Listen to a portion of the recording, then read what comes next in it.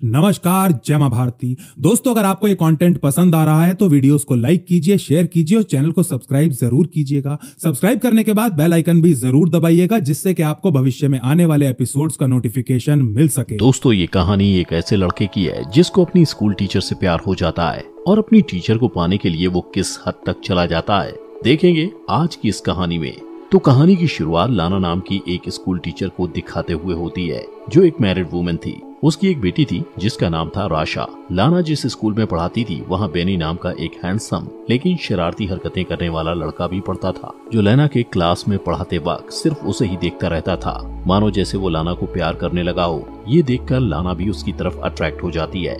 उसे समझ में नहीं आता कि वो बेनी से कैसे डील करे, क्योंकि वो उसका सिर्फ एक स्टूडेंट था। कभी कभी तो बेनी लाना के इतना करीब आ जाता था कि लाना को खुद पर कंट्रोल कर पाना बहुत मुश्किल हो जाता था। इसलिए लाना उसके अट्रैक्शन से बचने के लिए कुछ भी करने को तैयार थी। वो जितना हो सकता उतना दूर उससे रहने की कोशिश करती। एक दिन लाना सुबह क्लास में पहुंचकर अपने सभी स्टूडेंट्स को टेस्ट पेपर बांटती है और उनको इंस्ट्रक्शन देने के बाद पेपर लिखने को कहती है। तभी वो नोटिस करती है कि बेनी पेपर में कुछ भी नहीं लिख रहा और उसी की तरफ देखे जा रहा है। लाना उसको इग्नोर करके दूसरी तरफ देखने लग जाती है। क्लास के बाद वो अपनी बेटी राशा को स्कूल से लेने जाती है। राशा उसे हक करके बताती है कि स्कूल बहुत बोरिंग था। इस पर लाना हंसने लगती है। फिर वो राशा को कार में बिठाती है कि तभी उसकी नजर बेनी पर पड़ती है, जो अपने डॉग को टहला रहा था। वो थोड़ी देर बेनी को देखने के बाद कार ड्राइव करके चली जाती है। अगले दिन लाना की एक स्टूडेंट जर्मी क्लास में प्रेजेंटेशन देती है। तभी लाना की नजर दो लड़कियों पर पड़ती है, जो फोन पर मूवी देखकर हंस रही थी। लाना उन्हें वार्न करते हुए फोन को अपने बैग में रखने को कहती है, पर वो लोग नहीं सुनती। तो लाना उनसे उनका फोन मांग लेती है और कहती है कि वो क्लास के बाद उनका फोन लौटाएगी। इस पर वेलरी नाम की लड़की लाना को फोन देते हुए उसे गंदी चुड़ैल कहती है, जिसे सुनकर क्लास के बाकी स्टूडेंट्स हंसने लगते हैं। लाना उस लड़की को कहती है कि वो स्कूल अथॉरिटी से उसकी शिकायत करेगी।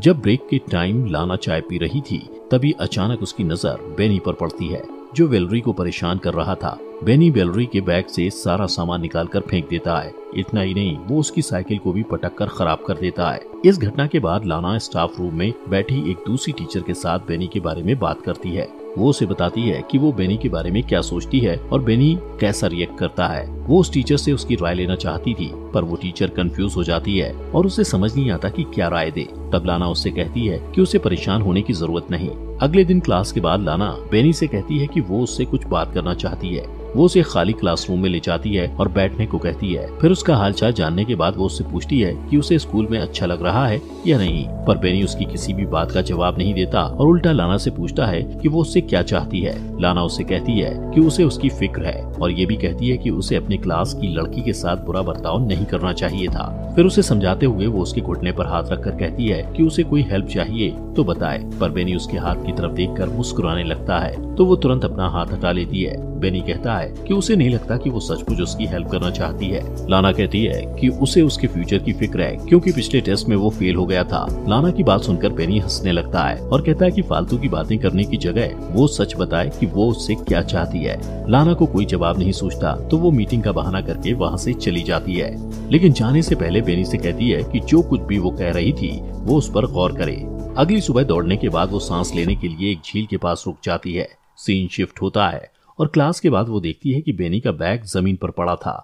वो आसपास नजर दौड़ाती है कि कोई उसे देख तो नहीं रहा। फिर वो बेनी के बैग से उसका स्वेटर निकालकर सूंघती है और वापस बैग में रख देती है। फिर दरवाजा खुलने की आवाज सुनकर वो वॉशरूम में चली जाती है और वहाँ झुककर नल से पानी पीने लगती है। इसके बाद जैसे ही वो उठती है, अपने सामने बेनी को देखकर नर्वस हो जाती है। बेनी उसके बाएं को पकड़ लेता है और उसका हाथ हटा देती है, पर बेनी मुस्कुराते हुए दोबारा वही हाथ रख देता है और आगे बढ़कर उसकी गर्दन पर किस करता है। वो उसकी बाहों में खो जाती है, पर तुरंत ही होश में आकर उसे रोक देती है और कहती है कि उन दोनों के बीच दोबारा ये सब नहीं होना चाहिए, और उसे धमकी देती है कि वो इसके लिए उसे स्कूल से निकलवा भी सकती है। वो बेनी से कहती है कि वो आग से खेल रहा है और जैसे ही जाने के लिए मुड़ती है, बेनी चिल्लाकर कहता है कि वो ये सब करना चाहती है, पर लाना कहती है कि वो अपने किसी भी स्टूडेंट से प्यार नहीं कर सकती। अगले दिन स्कूल के हॉलवे में बेनी लाना से कहता है कि वो क्लास के बाद उससे मिलना चाहता है, पर वो मिलने से इनकार कर देती है। बात करते हुए वो लोग स्टेयर्स की तरफ चले जाते हैं। लाना कहती है कि उन दोनों के बीच जो कुछ भी हुआ था इसके लिए वो शर्मिंदा है। वो बेनी से कहती है कि वो उसका ख्याल अपने दिल से निकाल दे। ये कहकर वो वहाँ से चली जाती है और पार्किंग लॉट में जाकर देखती है कि उसके कार का साइड मिरर टूटा हुआ था। और उसके कार पर स्क्रैच लगे हुए थे। फिर वो कार में बैठकर आशा को लेने के लिए उसके स्कूल जाती है, जहाँ बैठकर वो बोर हो रही थी।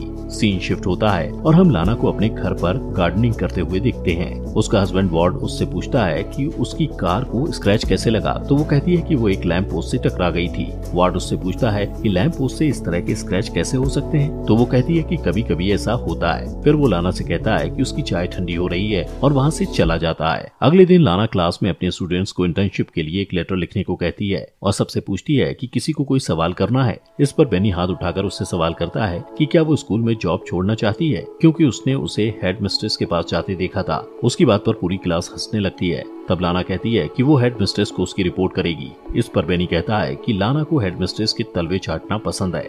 उसकी बात पर लाना को गुस्सा आता है और वो उसके बैग को उठाकर क्लासरूम के बाहर फेंक देती है और उससे कहती है कि या तो वो क्लास के बाहर चला जाए या फिर वो खुद चली जाएगी। इसी बीच एक लड़का बोर्ड की तरफ डस्टर उठाकर फेंकता है, जो लाना को हिट करते करते बचता है। ये देखकर लाना क्लास के बाहर चली जाती है और स्टूडेंट चीयर करने लगते हैं। अगले दिन जब लाना घर पर राशा को पढ़ा रही होती है, तब उसका फोन बार बार बजने लगता है, पर जब भी लाना फोन उठाती है, दूसरी तरफ से कोई नहीं बोलता।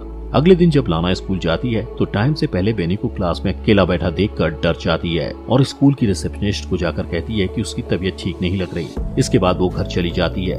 रात को डिनर बनाते समय वार्ड उससे पूछता है कि उसका दिन कैसा रहा, तो वो झूठ बोल देती है कि वो सारा दिन स्कूल में पढ़ाती रही और अपने स्टूडेंट के एग्जाम पेपर्स भी चेक करती रही।